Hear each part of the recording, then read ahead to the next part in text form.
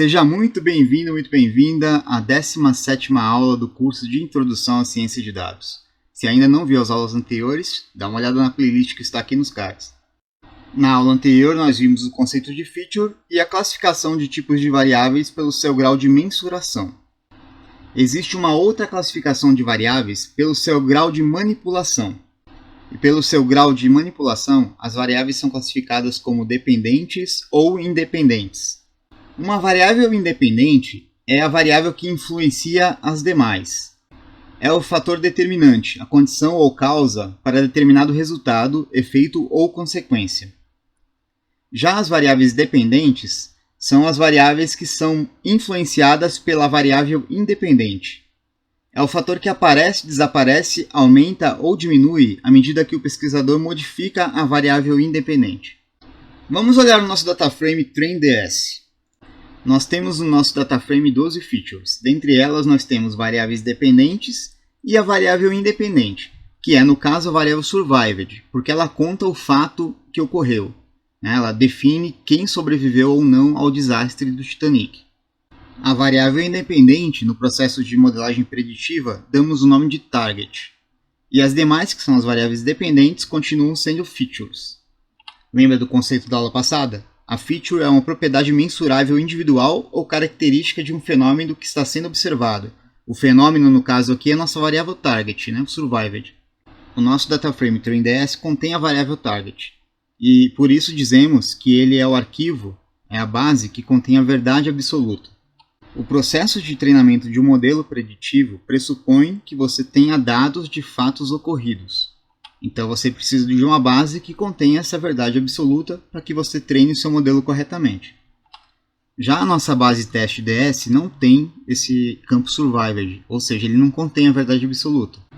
Essa base está aqui porque a gente vai precisar rodar um modelo com essa base para determinar o resultado e submeter as respostas lá para o Kaggle. E foi por isso que não misturamos os registros, mantivemos um abaixo do outro para que a gente separe-os facilmente. Bom, então agora vamos continuar com a nossa lista. Etapa 3, exploração dos dados. Esse processo de formulação de hipóteses não é o teste de hipótese estatístico, é outra coisa. O processo de investigação de um determinado fenômeno normalmente envolve 3 níveis.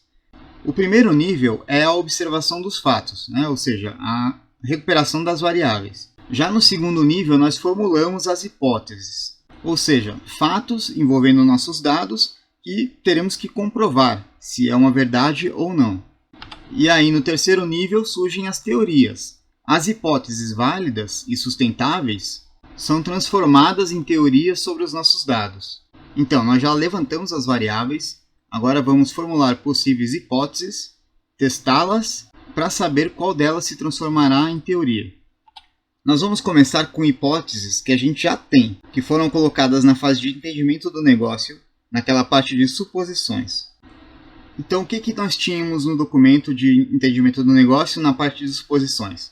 Que apenas 722 pessoas sobreviveram, de um total de 2.224 passageiros.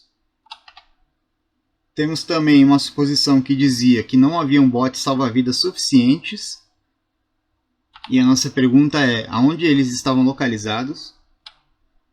E a terceira era que mulheres, crianças e a classe alta do navio tiveram maior probabilidade de sobrevivência.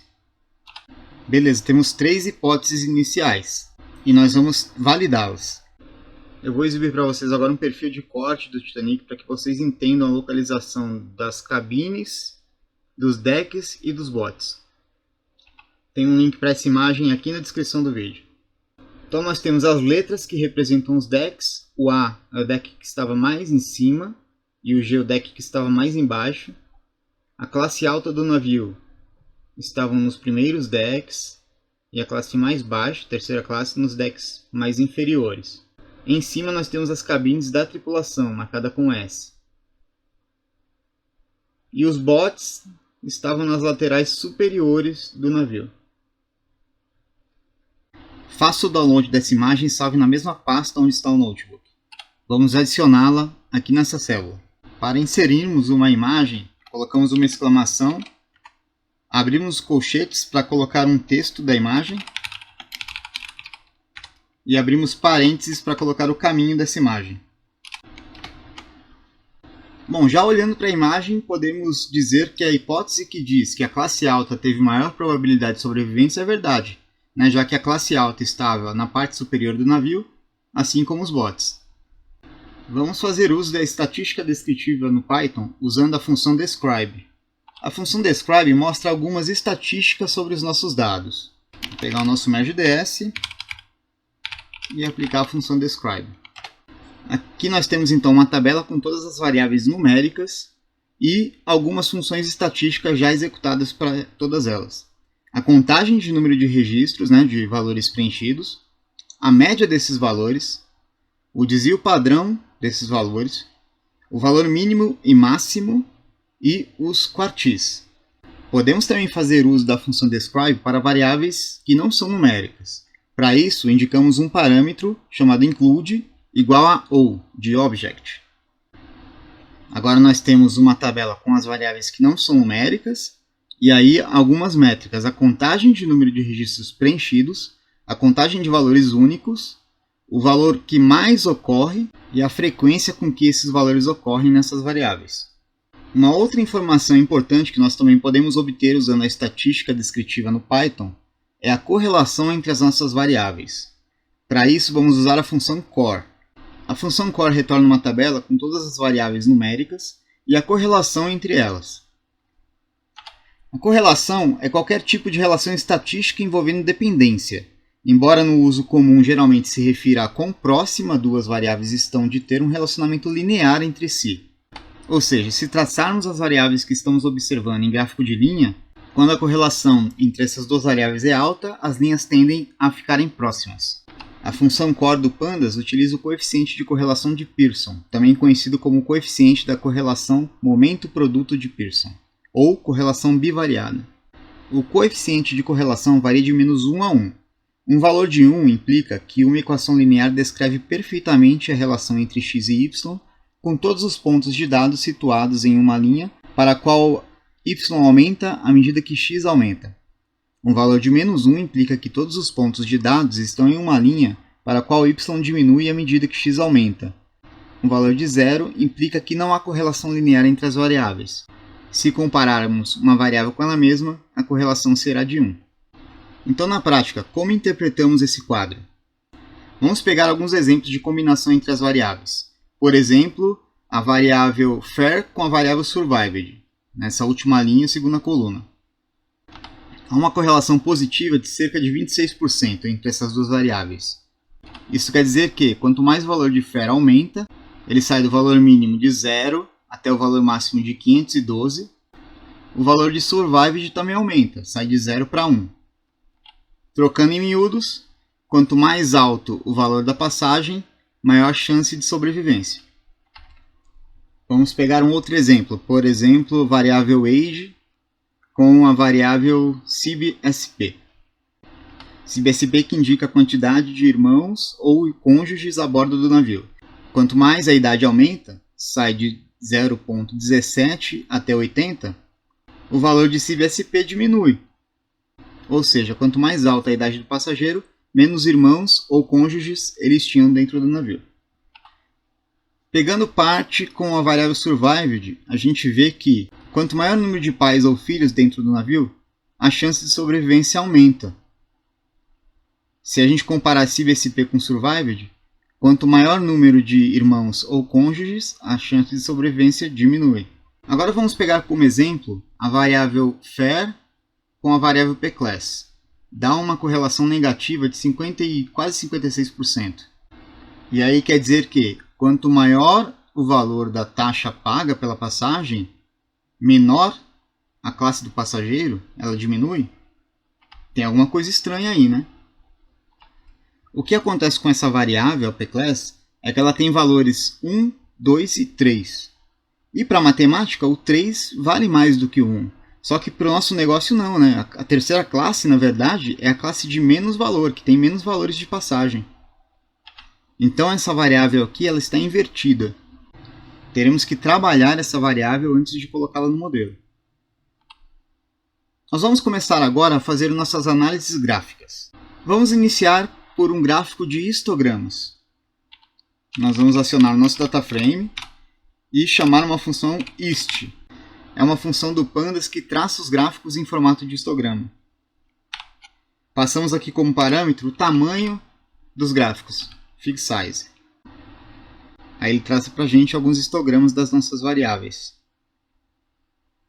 Vamos usar agora a função plot que traça a plotagem de algumas variáveis. Nós vamos passar aqui um parâmetro chamado subplots, para que ele faça todas as plotagens possíveis, e o fig size para definir o tamanho dos nossos gráficos. Tá aí uma plotagem das nossas variáveis. Vamos agora apresentar os dados de uma maneira mais agradável usando o poder do Seaborn. Eu criei duas funções que você não precisa entender agora. Eu vou deixá-las aqui na descrição do vídeo para que você as copie e coloque aqui no código. Antes de executar a função, faça o import do Seaborn. Execute a célula para declarar as funções. Vamos usar a primeira função plot distribution. E aí vamos passar como primeiro parâmetro o nosso DataFrame. O segundo parâmetro será a variável que a gente vai analisar. Vamos começar com a variável age, a idade.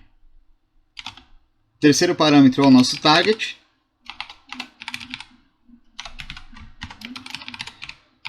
Variável survived.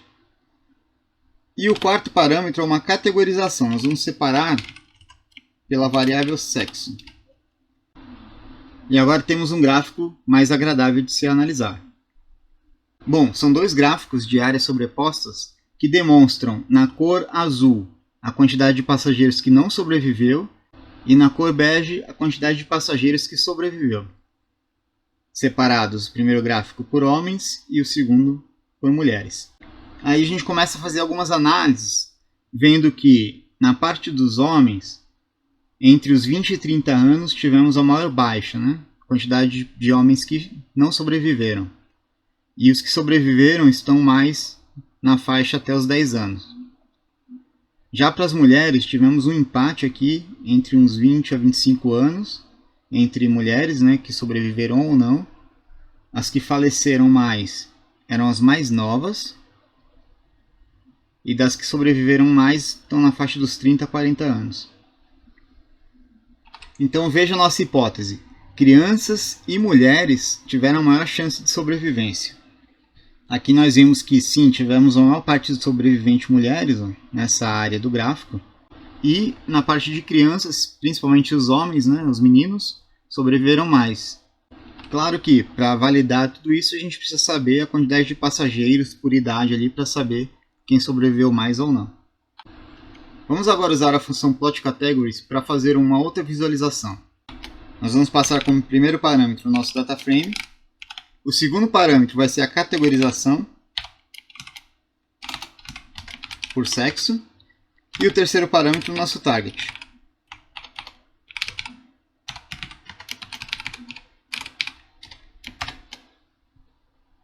E agora a gente tem uma outra comprovação.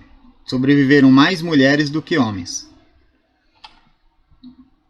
Agora é a vez de você colocar a cabeça para pensar. Utilize essas funções para analisar outras correlações entre as variáveis, de modo que você compreenda melhor a base de dados. Se você tiver alguma dúvida, é só deixar aqui nos comentários que a gente conversa. Te vejo na próxima aula. Até lá!